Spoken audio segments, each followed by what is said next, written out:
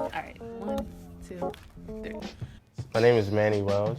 I'm an artist, producer from Nigeria. Born in Nigeria, raised in PG County, Maryland. Music was kind of like, I was born into music. My dad's a musician, so I grew up playing music, and I was just releasing songs back in Maryland, and then I guess people started vibing with it outside of Maryland, so now we're here. Growing up in Nigeria and the DMV influenced my music a lot because it gave me perspective.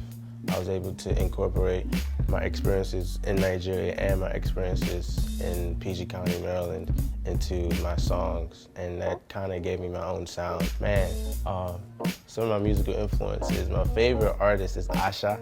She's a Nigerian artist. I think she's based in France, and she's just amazing. Lauryn Hill, I love Lauryn Hill. I love Kendrick, and I love Drake. When I was younger, my favorite thing to sing was my dad's song, actually. I forgot the name of this. I don't even think he ever released it, but he did a concert, and I had to audition for the choir.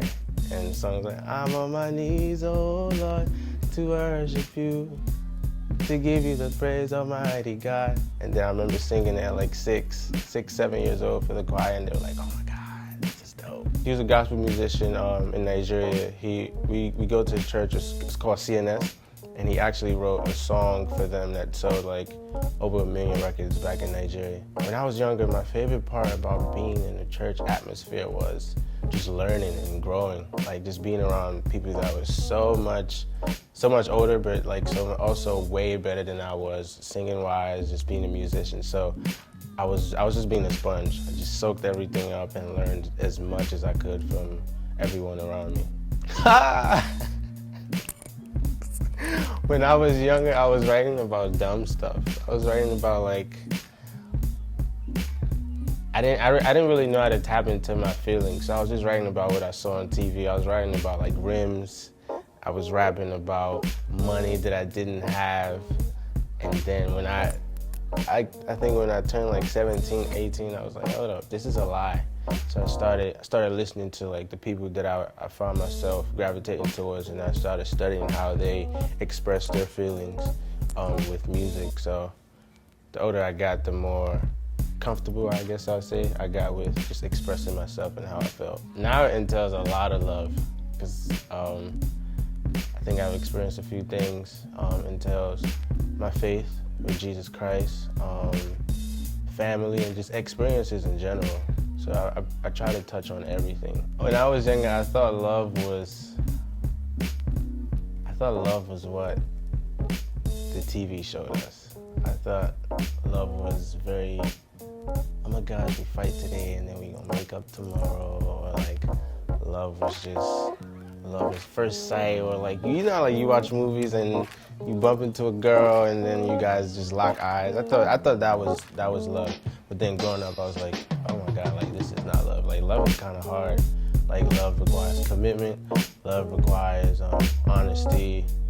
You gotta focus.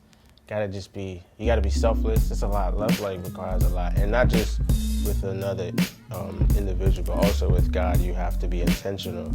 Like you wanna pray, you wanna talk to God, and not just be selfish and call on God when you need something. When I was younger, music was my plan B. I wanted to play soccer. I thought I was gonna take Nigeria to the World Cup. And then I thought when I turned like 35, I'll retire and then start making music. But no, it didn't happen that way. When I was younger, my other hobbies, I wanted to draw. I actually started drawing. I think I could have been nice, but I just stopped. What else? Hobbies? I think that might be it. Everything was just like soccer and music. Wow, when I was younger, my favorite thing to watch on TV was I enjoyed Fresh Prince of Bel-Air a lot. I enjoyed this Nigerian show called Fuji House of Commotion. Crazy. It's like there's this man with like a bunch of wives and children. It's crazy. There was a show that we used to watch. It's called Passions. Back in Nigeria. I think it was an American show, but we used to watch it in Nigeria. My favorite thing to eat when I was younger, I think it's still my favorite thing is eba. Eba is Gary, and Gary's like dried up cassava, I believe. And then you can eat it two ways. You could drink it with cold water, put some like nuts in them, put sugar. Some people drink it with milk, or you could eat it with hot water. It kind of turns into like a fufu type thing. Then you eat it with different types of soup, like efo. You eat it with ogbono. You eat it with stew. Just it's a bunch. So I think that's still like my favorite thing. I drink Gary probably 3 times a week. Something that I would tell my younger self would be, don't try to please people. Just make music. Don't even do soccer. Just make music, because 10 years from now you would be here today. You would be doing music full time. And just practice more. I don't think I practiced as much as I should have when I was like 15. So, and then I guess that was because I was also playing soccer.